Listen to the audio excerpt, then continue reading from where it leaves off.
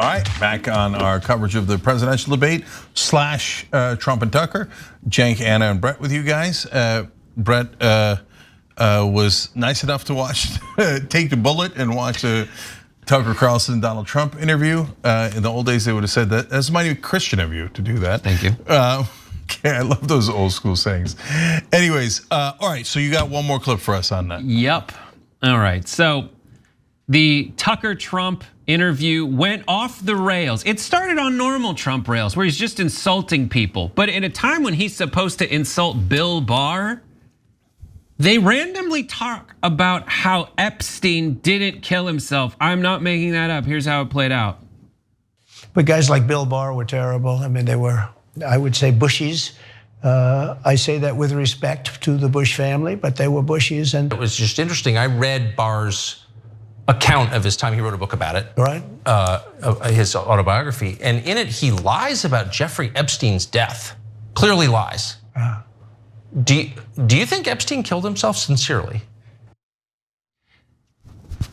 I just remember sitting there going like, what happened? I thought they were just gonna dish on other candidates. So this is a very interesting moment for me because he's gonna ask Trump whether he's on the side of all the Tucker maniacs out there who are like, well, first of all, Epstein's an alien and he lived on an island and he was killed by aliens there. Like that kind of stuff, deep state.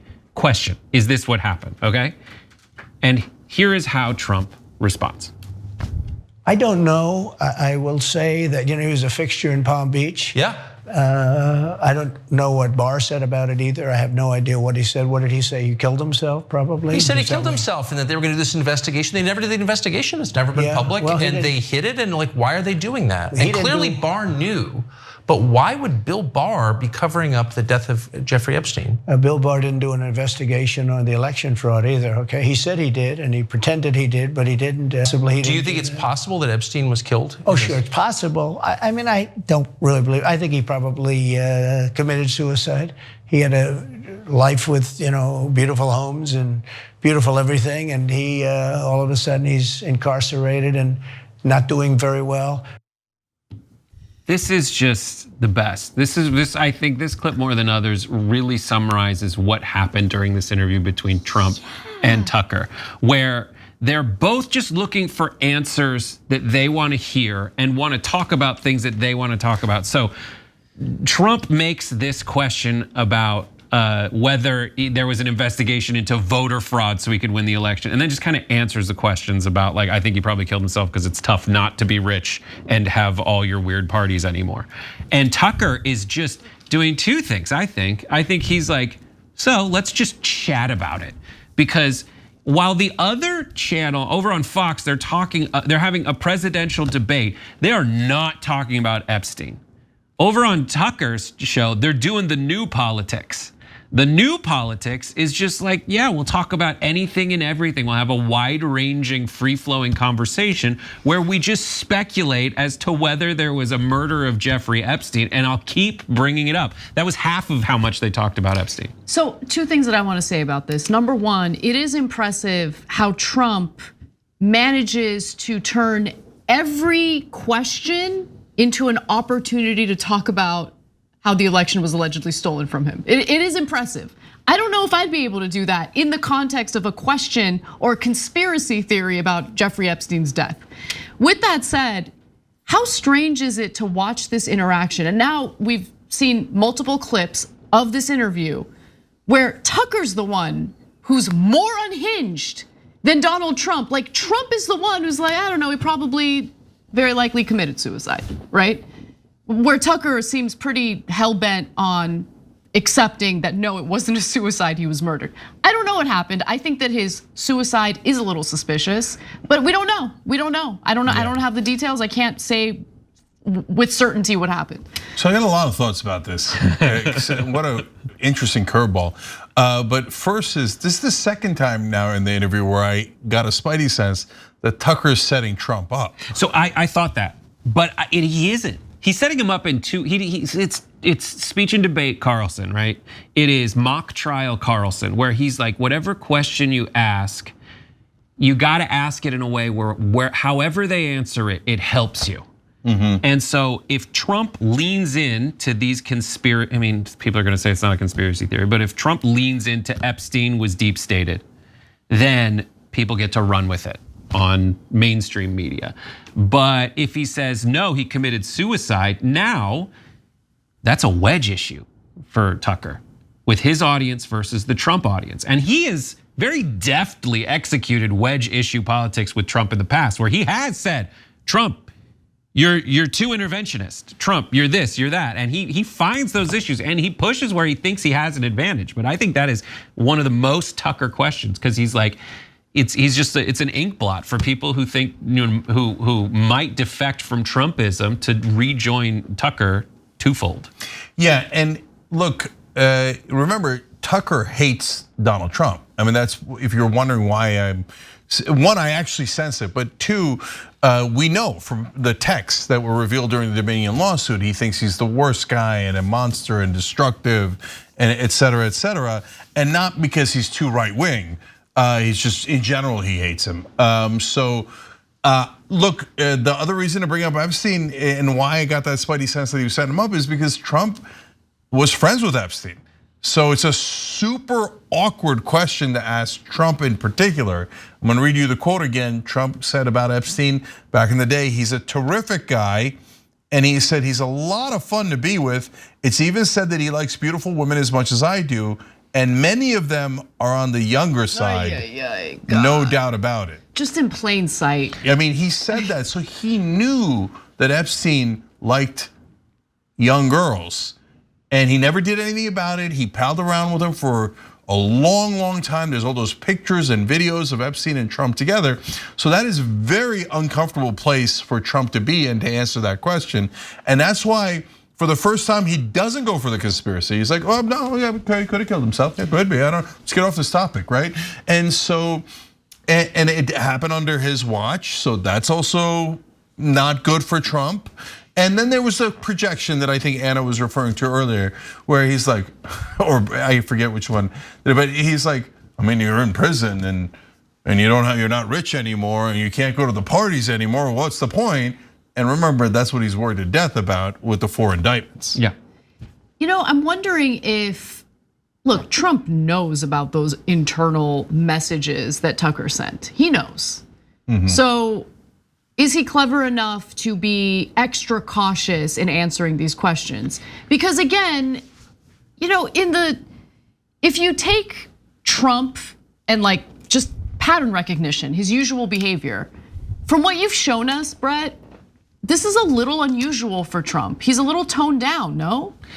He's less unhinged, let's just put it that way. So it's a 45-minute interview, and there were about 20 minutes of interesting, weird, funny things, and the rest was just Trump playing the hits. It was uninteresting to me because it was just him going, you got in California and we got places I go on the street and the people are turning on the faucet and there's not enough water, you gotta wash your hand 5 times. I go and I get an electric car, I plug it in, and then I gotta find a new state. Like all that, windmills, they don't work. He literally said that over and over and over again. So there was plenty of like weird stuff that Trump talked about that he just started with a question about, like, what do you think about Mike Pence, and why is he mean to you? Do you talk to the guy? And then he talks for 5 straight minutes about the DA in Atlanta or in Fulton County. It was weird and unhinged, but it was basically normal unhinged, like a normal Trump wandering stream of consciousness interview. And Tucker only really piped in a couple of times. Yeah, and look, here's my sense of it, is that Trump is so transactional and like, this is an interesting characteristic about Donald Trump that I don't think is necessarily negative. It depends on the situation and context. If somebody is attacking him or has said mean things about him, he'll go 200% rip their face off, right? True. But the minute that same person turns around and says something nice about him, he's like, he's back. He's like, oh, he's a good guy, no problem. And we had a little disagreement before, no big deal. Now he's a good guy now, right? And so, yeah, when he saw those texts, I'm sure he saw those texts, he was probably livid, right? But Tucker never said it on air. And on air, after the text came out, he went he made sure to kiss Donald Trump's ass over and over again on air. So that's when Trump goes, I like this guy. You know what I was thinking of when Trump does that move? When they asked him about the Saudis, and this is before he was president, to be fair, and before they dismembered Khashoggi, right? But when they asked him about the Saudis, he's like, they buy my apartments for $40 to $50 million. What's there not to like? Okay, and so when Tucker kisses his ass, he thinks, what's there not to like? So is he more guarded there? I don't think so. Okay, I don't think no, that's fair. That's fair. I got to stop thinking about his behavior in the context of my own behavior. Yeah, you're projecting your strategy on. I read those text messages that Tucker sent, but it was about me. I'm gonna rip his face off. Yeah, you're projecting two things. Your grudges, that's a good point, I forgot about that. Yes. And interestingly enough, Trump, you could even say it's a good thing about him, doesn't hold grudges, right? Sure, maybe. Like if you're against him now, again, he'll destroy you. But the minute you say something nice about him, remember what he did with Kim Jong-un?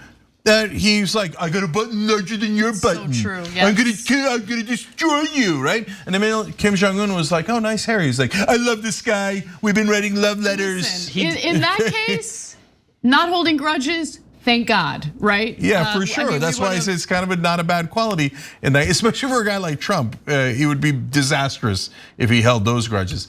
But you're also projecting your intelligence and strategy onto him. Well, thank you, Cenk. Tell me more. And he doesn't have that. He just has verbal diarrhea. Whatever's in his head, he's gonna say it, right? And that, by the way, has been disastrous for him, but it's also been great for him because you know what? Real people relate to that. Because they often say what's in their head and they don't think too much about it. And they also, like people who are nice to them and hate people who are mean to them, right? He's just such a simple version of the average guy in a sense. Yeah. Even though he's not average, even though he's an elitist from New York and all that stuff. But his behavior is like that. And I think that also appeals to his supporters significantly. By the way, he truthed this after the interview with Tucker Carlson. Looks like the Tucker Carlson interview will end up with an over 100 million number. Wow. Yeah. That was it, simple. Look, guys, if they believe those numbers, great. Yeah. Then we had like 1 billion views tonight. Okay, so they're doing it. My guess is I haven't seen the exact data on it, but based on how they covered Tucker in the past, that's probably impressions. And impressions is not really views. And what is a view? Is a view they're scrolling through Twitter?